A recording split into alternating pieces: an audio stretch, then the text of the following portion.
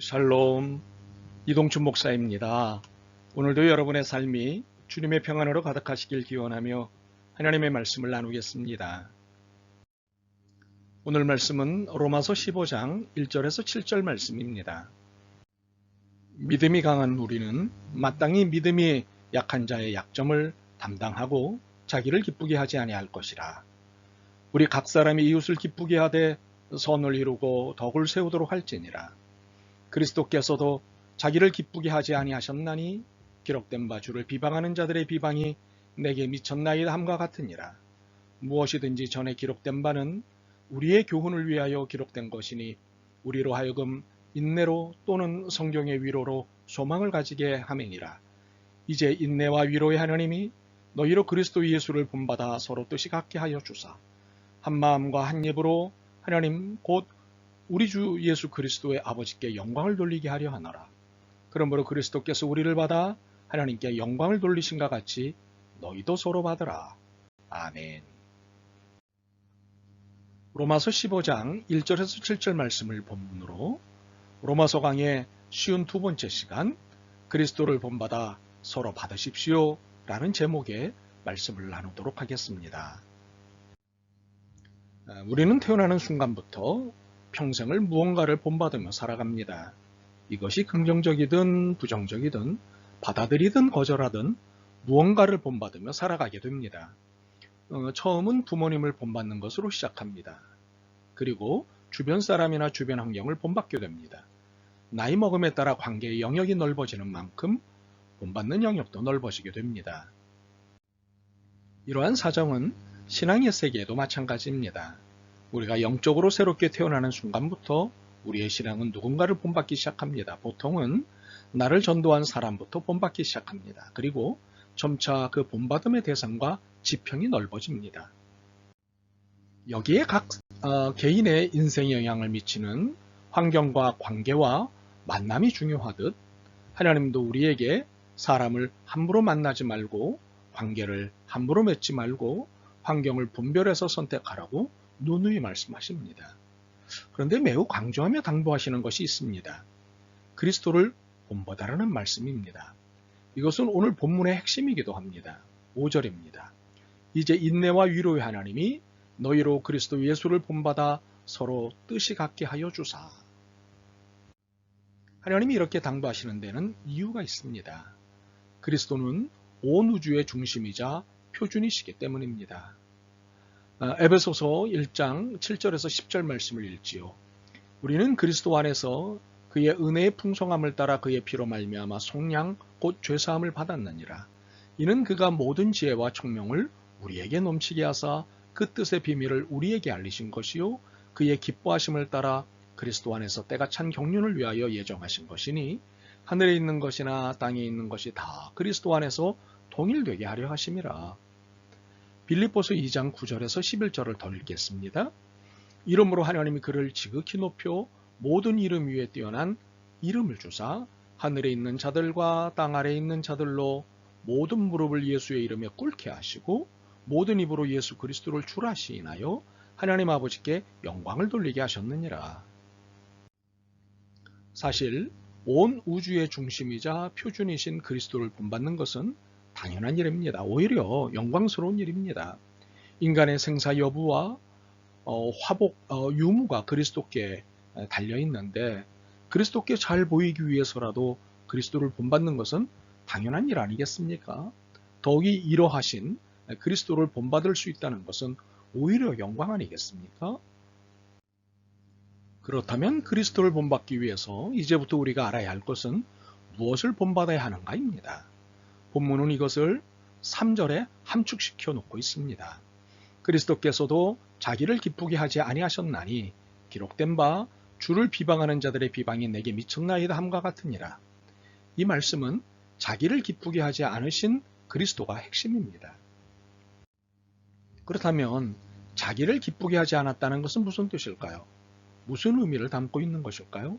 이것은 무엇보다도 자신의 유익을 위해 살지 않았다는 뜻입니다. 먼저는 하나님의 기쁨을 위해 사셨고 다음은 인간의 기쁨, 행복을 위해 사셨다는 것입니다.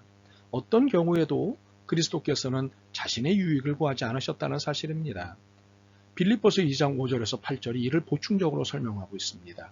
너희 안에 이 마음을 품으라 곧 그리스도 예수의 마음이니 그는 근본 하나님의 본체시나 하나님과 동등됨을 취할 것으로 여기지 아니하시고 오히려 자기를 비워 종의 형체를 가지사 사람들과 같이 되셨고 사람의 모양으로 나타나사 자기를 낮추시고 죽기까지 복종하셨으니 곧 십자가에 죽으심이라.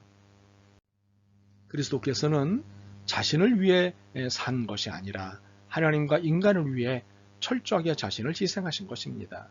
바로 이것을 본받으라고 하시는 것입니다. 우리는 종종 그리스도의 승리와 권세에만 취하여 그리스도의 낮아심과 순환에 대해 무관심할 때가 많습니다. 바로 여기서부터 신앙의 비극이 생깁니다.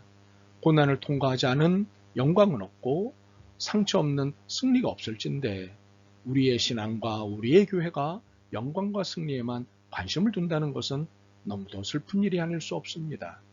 이러한 모습은 그리스도가 행하셨던 것과 무관하기 때문입니다. 이제 우리는 그리스도께서 사셨던 방식을 따라 본받기를 해야 합니다. 그것은 무엇보다도 자신의 유익을 포기하고 하나님과 각 사람을 기쁘게 하는 삶을 사는 것이었습니다.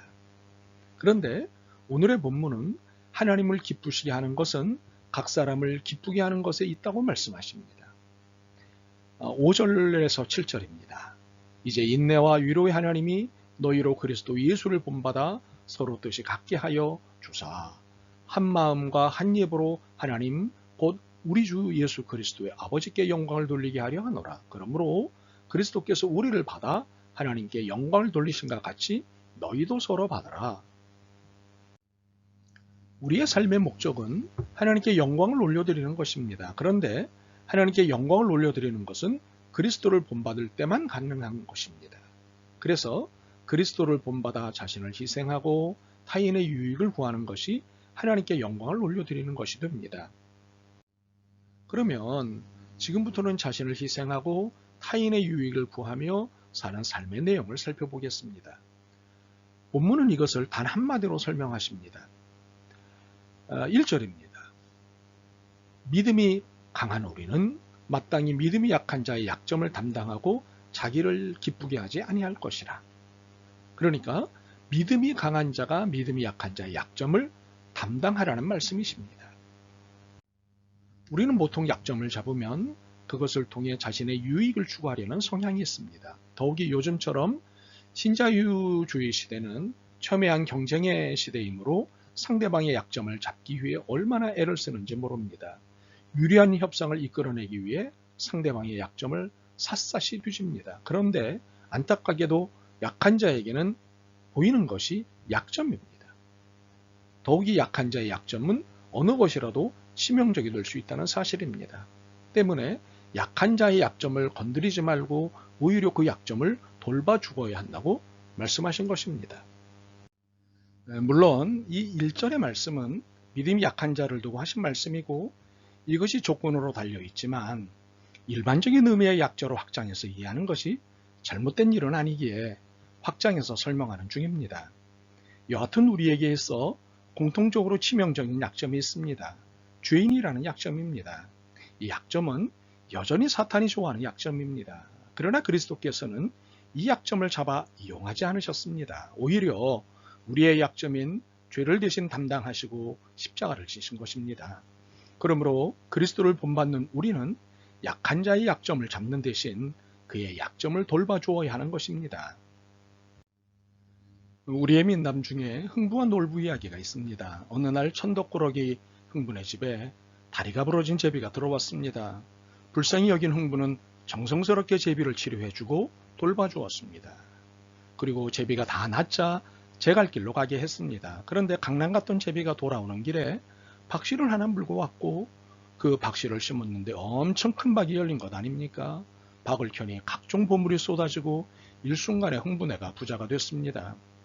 이를 알게 된 놀부 형님이 셈이 나서 일부러 제비다리를 부러뜨리고 치료해서 보내지 않았겠습니까?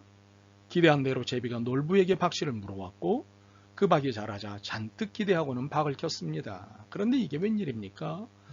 박에서 나온 것은 집안을 망하게 하는 도깨비였습니다. 그래서 흥부와 놀부의 인생이 역전이 되었다는 이야기입니다. 이것은 민담이지만 약한 자의 약점을 잡고 못살게 구는 자의 결국을 잘 보여주는 이야기입니다. 그러므로 약한 자의 약점을 이용하는 것이 아니라 그의 약점을 돌봐주어야 하는 것은 당연한 일입니다. 이것이 이웃을 기쁘게 하는 삶입니다. 그런데 아무리 이웃을 기쁘게 하는 삶을 살더라도 규칙은 있습니다. 그것은 선을 이루고 덕을 세워야 한다는 사실입니다. 2절 말씀에 근거해서 말씀을 드립니다. 약점을 돌봐준다는 것이 오히려 그를 더 망치는 일이 된다면 이는 선도 아니고 덕도 아닙니다. 돌봐준다는 것은 봐준다는 의미만 있는 것이 아닙니다.